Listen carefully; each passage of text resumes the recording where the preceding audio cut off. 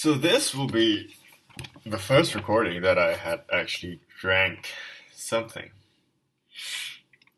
So I drank Erdinger, the Weibier. I tried to sound German.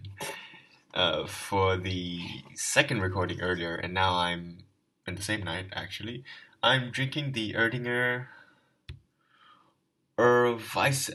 So Urweisse, in case you guys are wondering what I'm drinking. Because I'm actually drinking as I'm reading. Like I said I would do. On the channel description. That's actually 1 minute worth of nothing. So let's get straight to the book. Right now we're at book 7. A judicial error. My grammar is shit, so if it's wrong, then just tell me so I can make sure I say it right. It's subsection 9, and the title is Psychology at Full Steam, the Galloping Troika, the finale of the public Procurator's speech, on page 912. All right, let's go. Reaching this point in his speech, Ippolit Kirillovich, who had plainly opted for a strictly historical method of exposition, something to which all nervous orators are very fond of resorting in their deliberate search for strictly set limits within which to restrain their own impatient enthusiasm, Ippolit Kirillovich expatiated, expatiated, in particular on the subject of the former and beyond dispute, expressing on this theme a number of thoughts in their own way engaging. Karamazov, who was jealous of all other men to the point of rabid frenzy, suddenly and in a trice seems to fall and dissolve before the former and beyond dispute. All the more strange is it, as previously he had almost completely failed to pay any heed to this new danger to himself, looming into sight in the person of a rival he did not expect.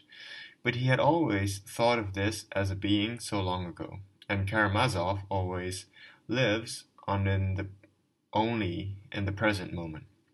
It is probable that he even viewed the man as a fiction, but having an instant grasped with his sick heart that perhaps for some reason this woman had been concealing this new rival and had for some reason earlier deceived him, that this newly come hurrying rival was all too a little fancy and a fiction to her, but rather constituted for her all her hope in life. Having an instant grasped it, he submitted.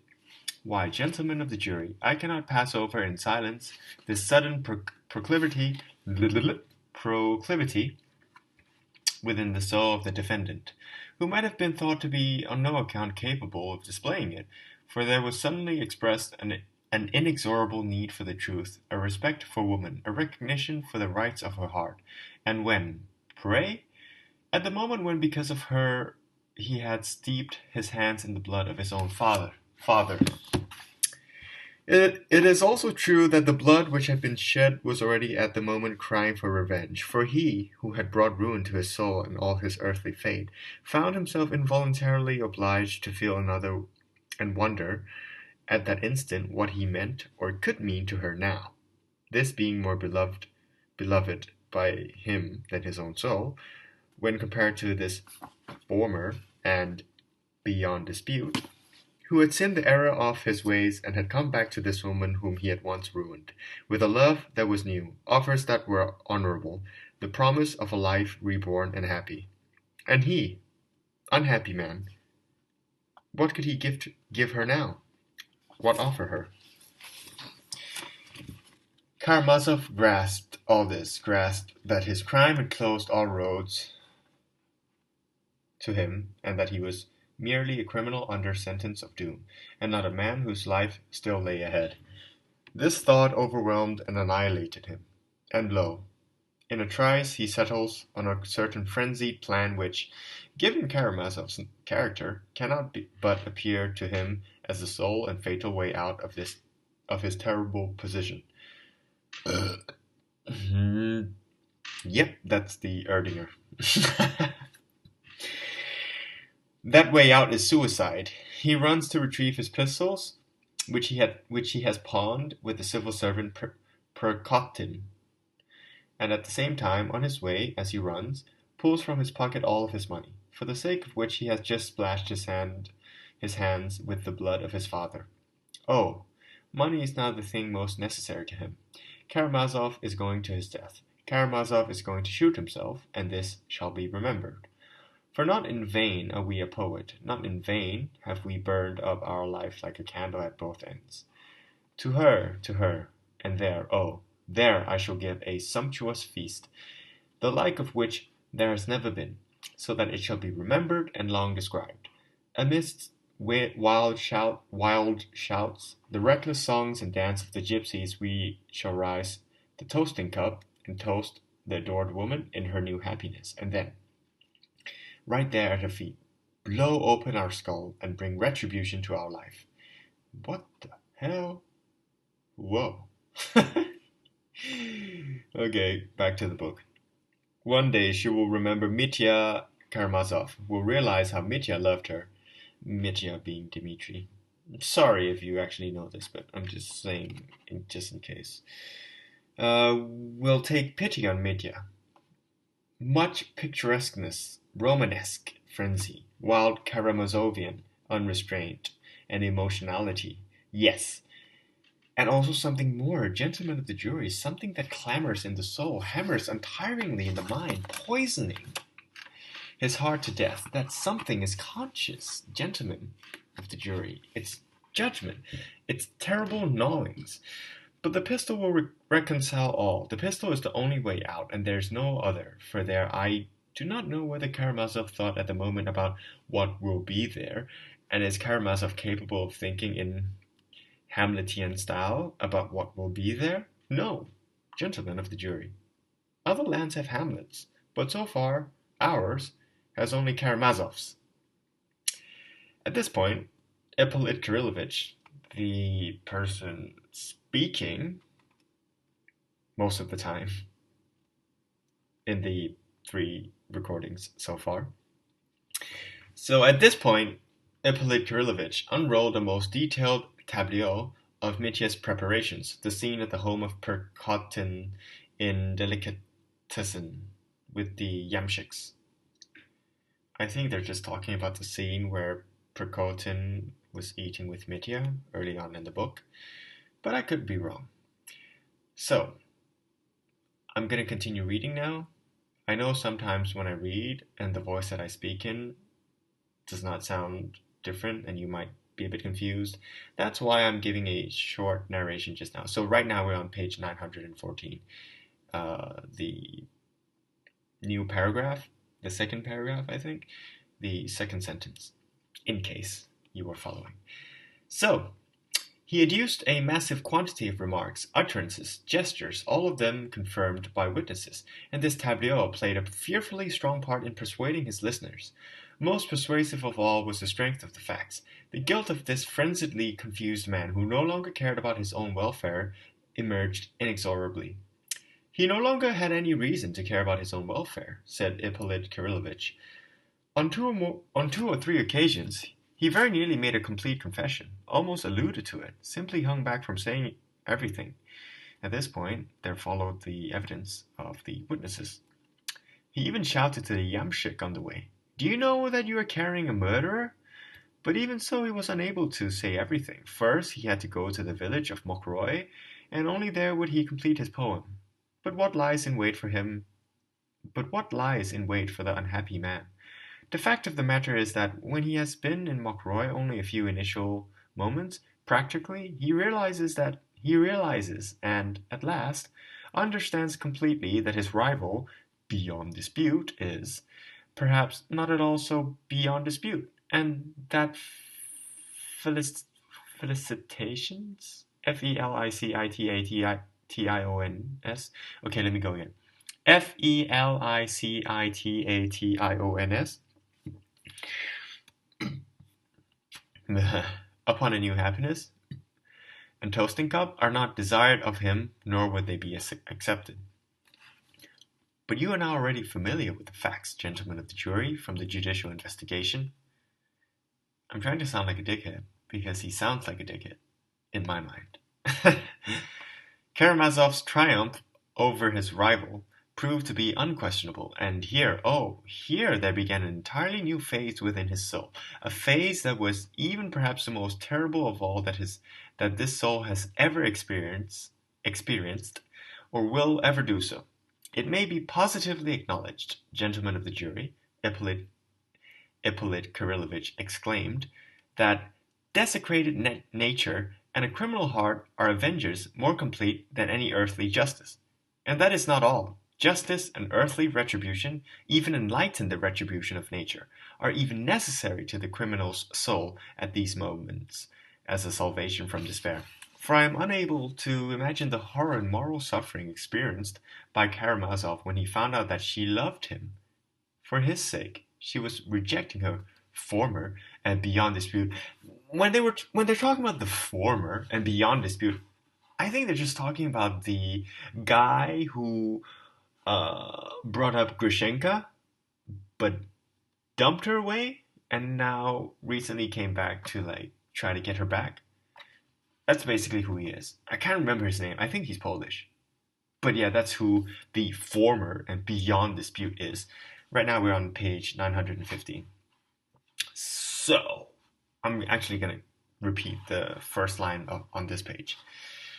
For I am unable to even imagine the horror and moral suffering experienced by Karamazov when he found out that she loved him. That for his sake she was rejecting her former and beyond dispute, that it was he, Mitya, whom she was calling with her to a regenerated life, promising him happiness, and this at what juncture?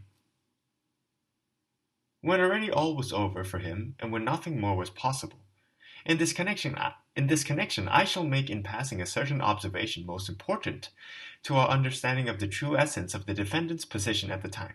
This woman, this love of his remained for him until this very last moment, until the very moment of his arrest, even a being inaccessible, passionately desired, but unattainable. But why? Why did he not shoot himself at that very moment? Why did he abandon the intention he had conceived and even forget the whereabouts of his pistol?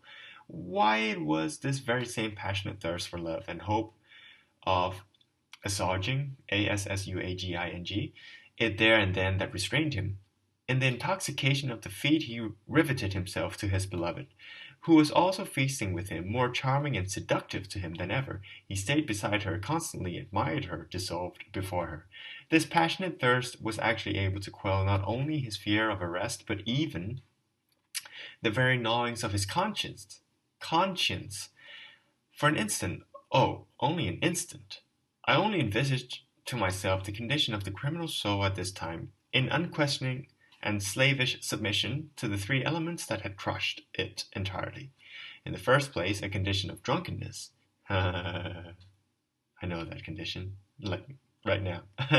The intoxication and noise, the stamping of the dance and shriek of the singing, and she, flushed from the wine, singing and dancing, drunken and laughing with him. In the second, the encouraging, distant hope that the fateful denouement was still far away, or at least not imminent. Only the following day, only in the morning, would they come and seize him. He had, therefore, several hours. That was a large amount of time, a dreadfully large amount. One might devise a great deal in several hours. I envisage to myself that what he experienced was something resembling what the criminal experiences as he is being driven to his execution, to the gallows. He must still ride down an inordinately long street, and at a slow trot, too, past a crowd of thousands. Then there will be a turning into another street, and only at the end of that other street, the terrible square. Indeed, I think at the beginning of the procession, the condemned man, sitting upon his chariot of ignominy, cannot but feel that before him there still lies an infinity of life. I gotta drink some more beer to continue reading.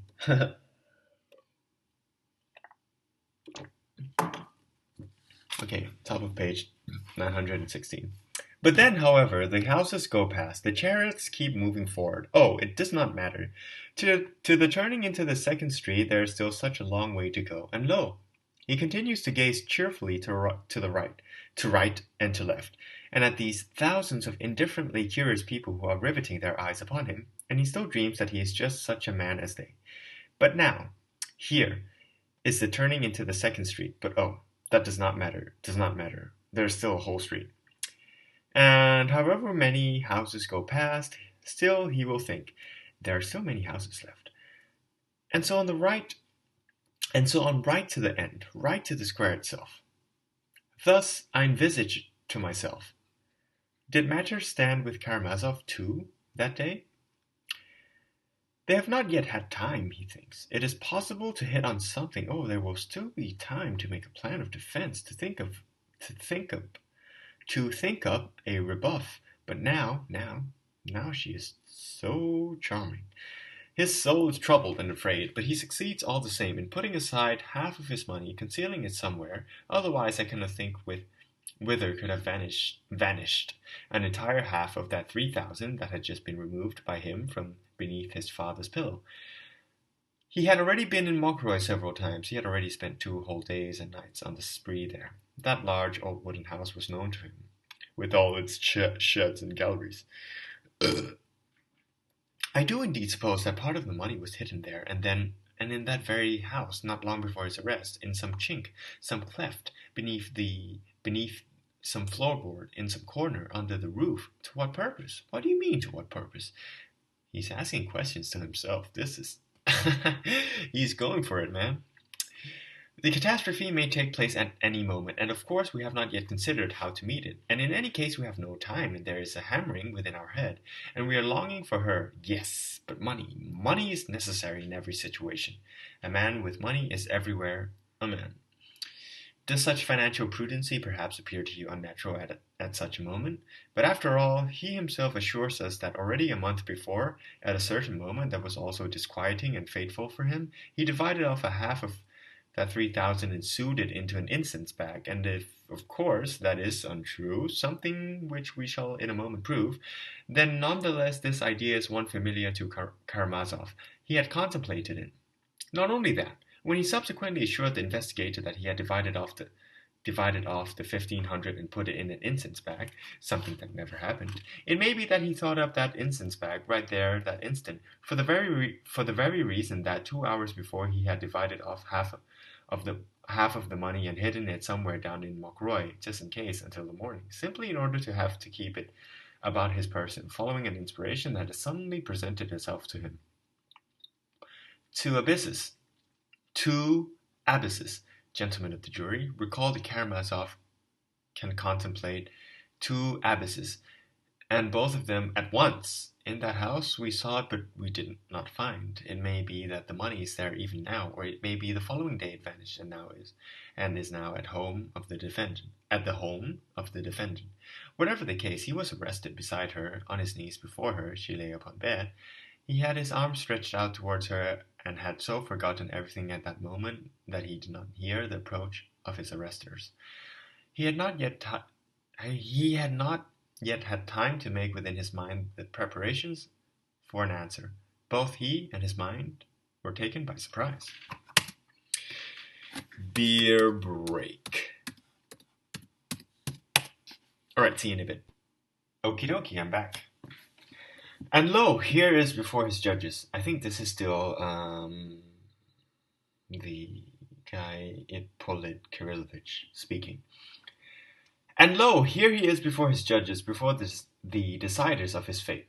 Gentlemen of the jury, there are moments when, in the course of our duties, we ourselves become almost afraid in the face of man, afraid also for man.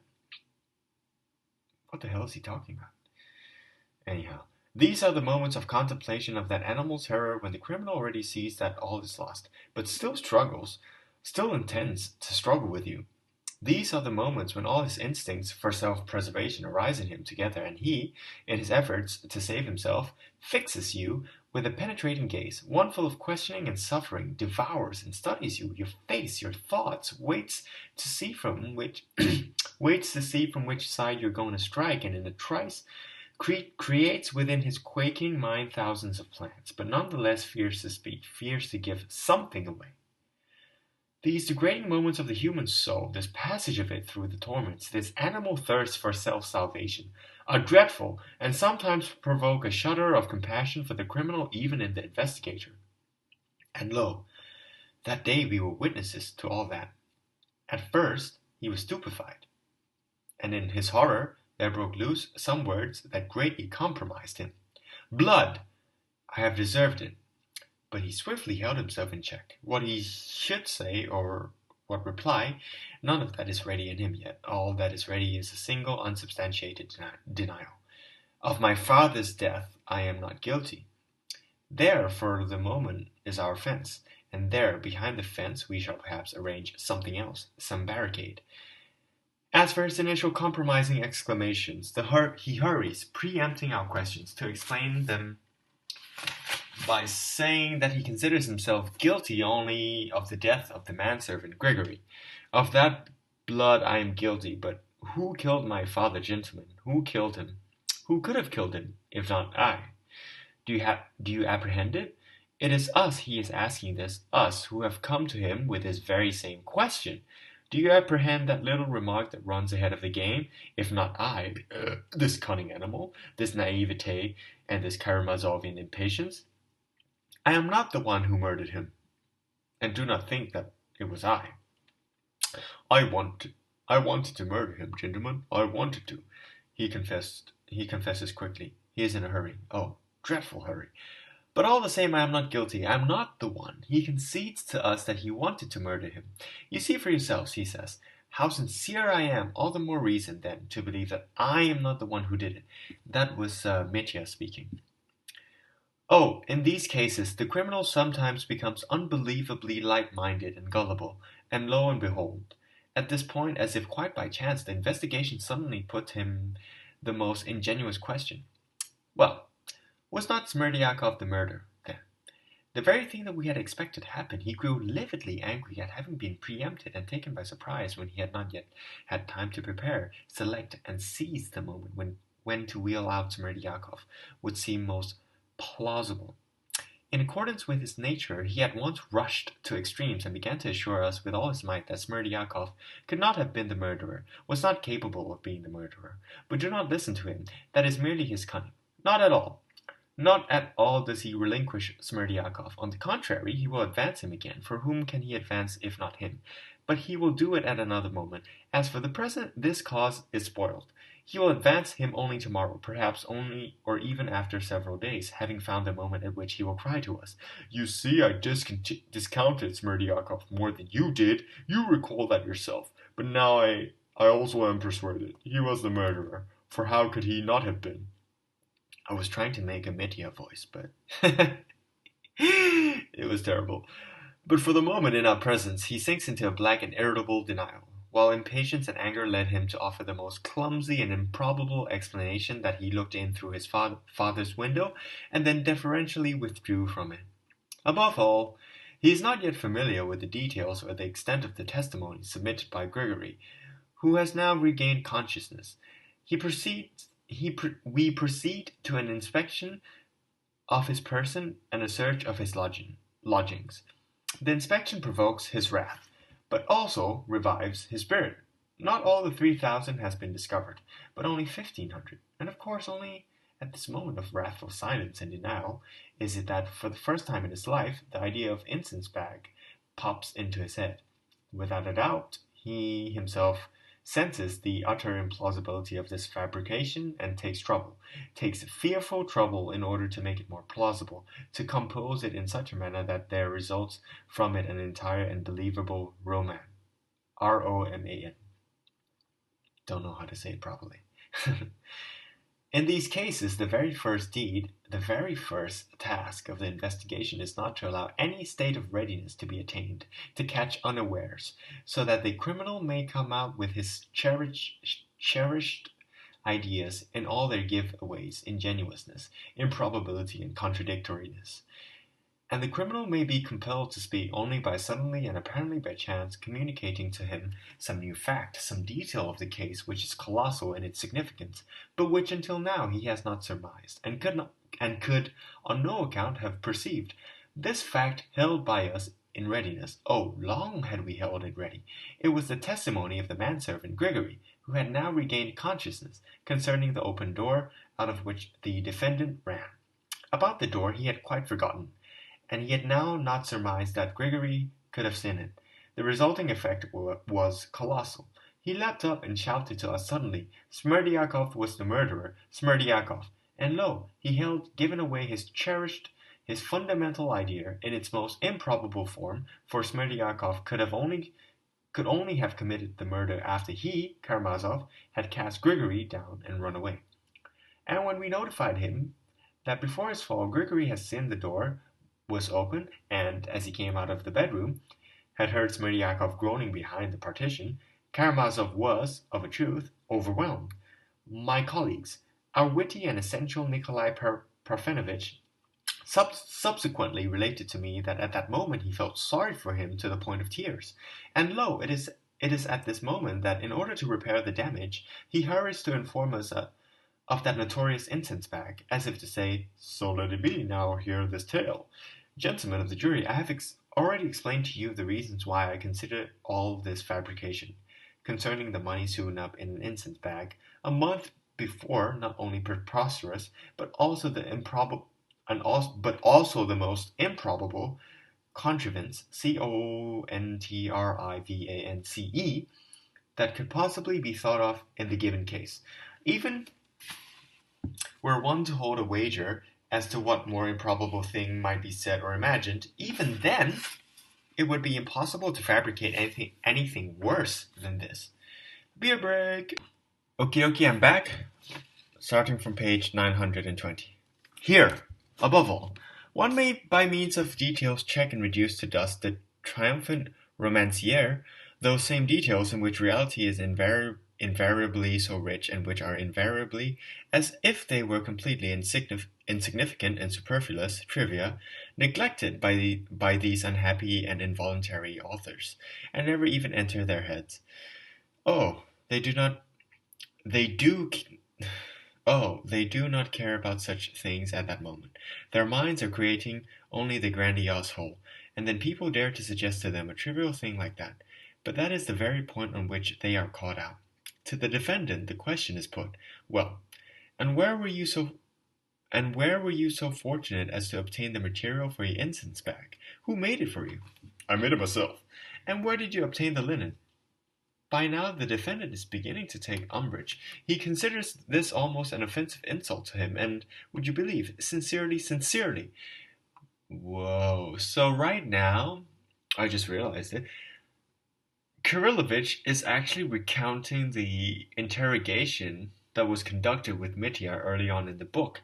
This is why this series is an awesome, mini conclusion, like I said earlier in the other video, that it's like a Cliff Note version of what has happened so far, at least the most important things. Of course, Alyosha's life and character development, we don't get much of that in the next few pages or in this video.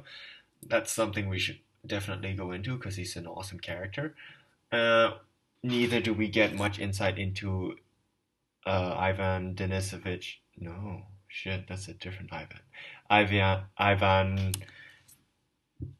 Fyodorovich's life. So, yeah, we're missing some important bits for sure, but damn, it's a really, really good summary of what happened so far, at least concerning the main plot, which is Dmitri murdering his dad and the whole legal story behind it. Alright, I'll continue. By now the defendant is beginning to take umbrage. He considers that this almost an offensive insult to him, and would you believe it, sincerely. But such are they all. I tore it from my shirt.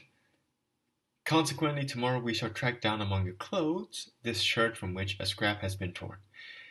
And consider, gentlemen of the jury, after all, we really had found this shirt, and how could we have failed to find it in his trunk or chest of drawers if such a shirt did indeed exist?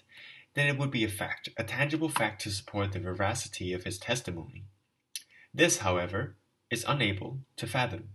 This, however, he is unable to fathom.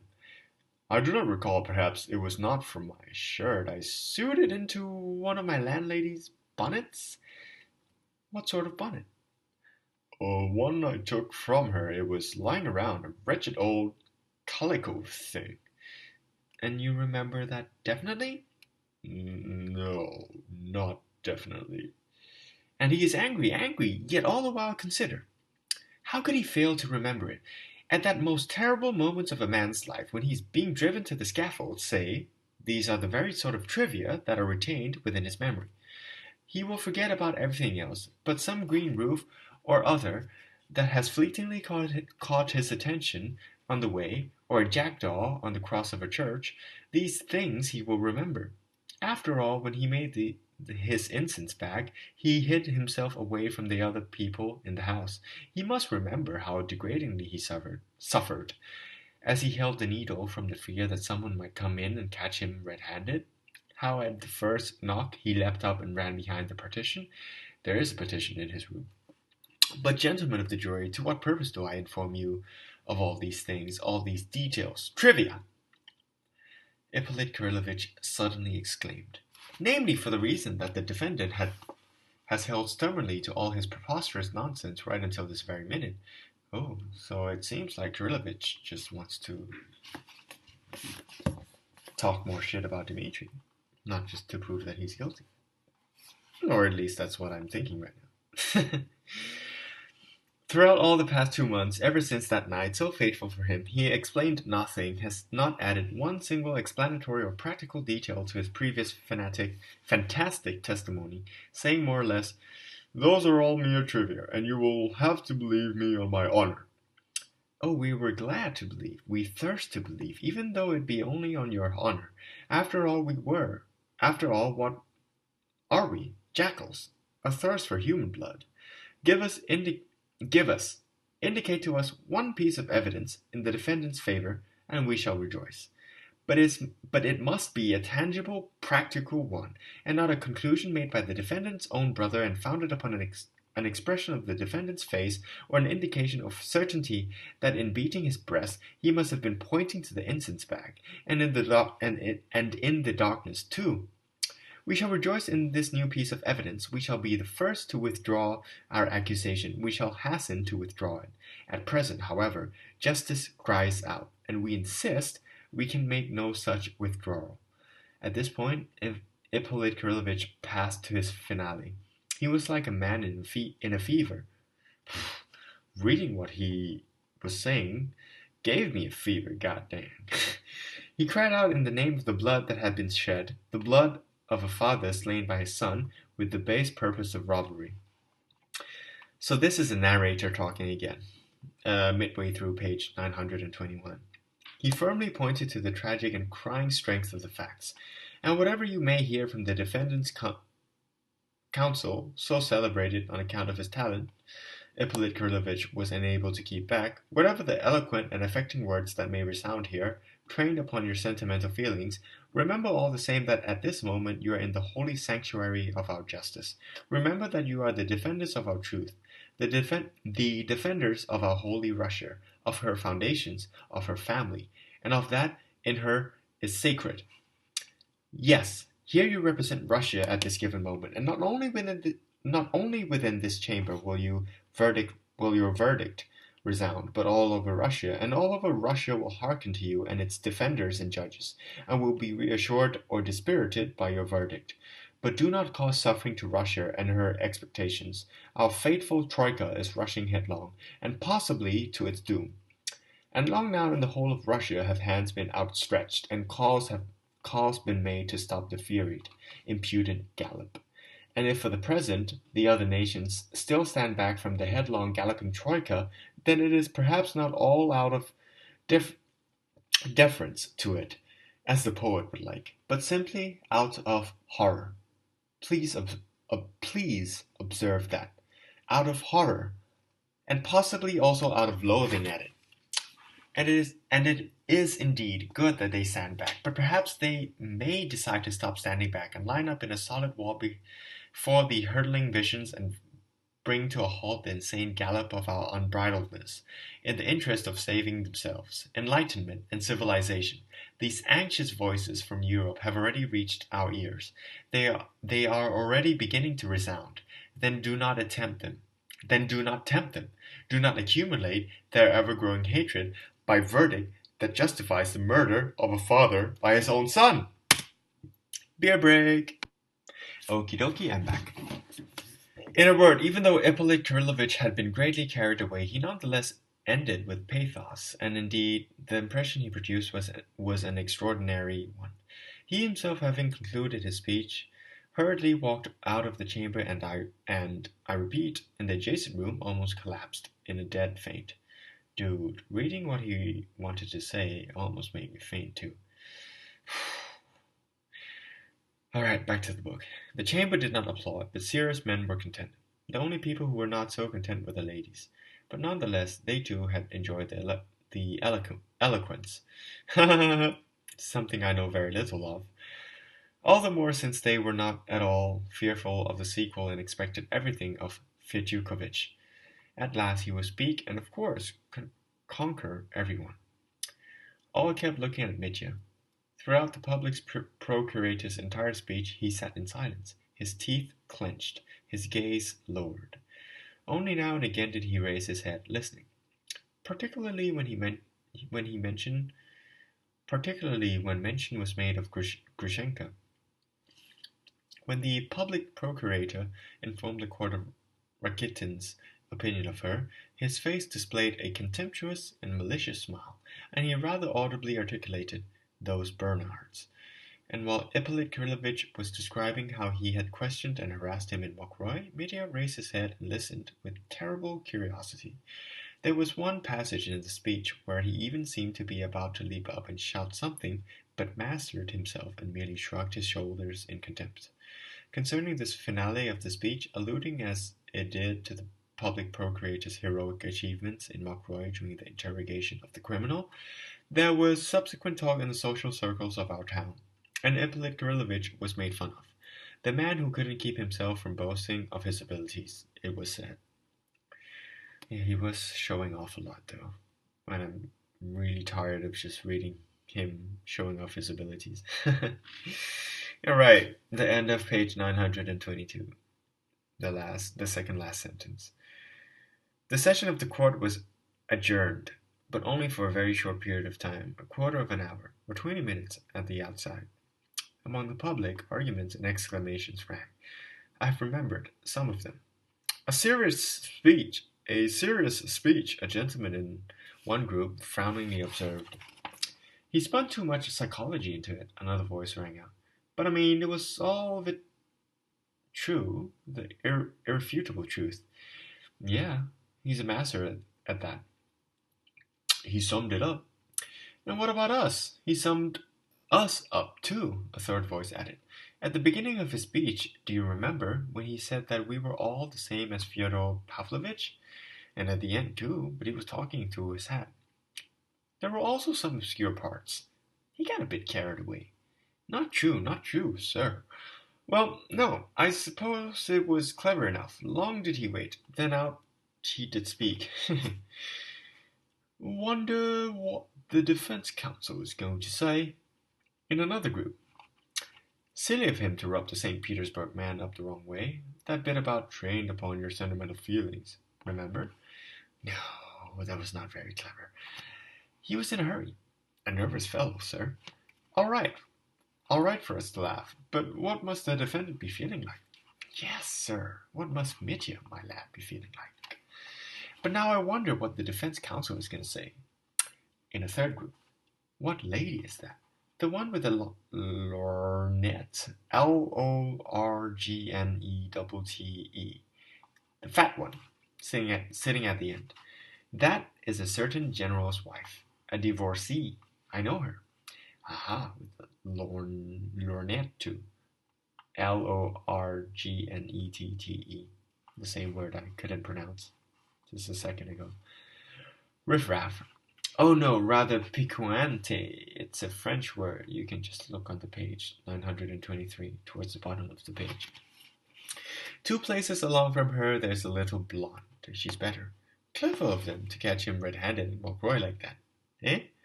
Oh, yeah, very clever. Very clever. He told the story again. I mean, heaven only knows how many times he's told it in people's houses here. And I couldn't keep it from telling it again. Vanity. A man touched to the quick. Touchy, too. Oh, too much rhetoric. Too many long and windy phrases. That, sir, I can agree. I've been tired just reading his part out. I said it 3 times already now. And he was intimidating. Did you notice how he keeps intimidating? The Troika, remember? Other lands have hamlets, but so far, ours has only Karamazovs. That was clever of him. This was him courting liberal opinion. He's scared. And he's scared of the advocate, too. Yes, I wonder what Mr. Fetyukovich is going to say. Well, whatever it is, he won't get anywhere without musics. You suppose? In a 4th group. But you know that bit about the Troika was all right when he talked about the nations. And it's true, after all, what he said, you remember, that the nations will not wait. How do you mean? Well, only last week in the English Parliament, one member got up on the subject of the nihilists and asked the ministry whether it was not time to meddle with a barbaric nation in order to educate us. Ippolit said that about him. I know he did. He was talking of it last week. It's a long way for the snipe to fly. What snipe? Why a long way? Oh, well, close Kronstadt and not give them any grain. Where will they get it? What about America? They get it in America now. Nonsense. But the bell had begun to ring, and all rushed back to their seats. Fetyukovich ascended the rostrum.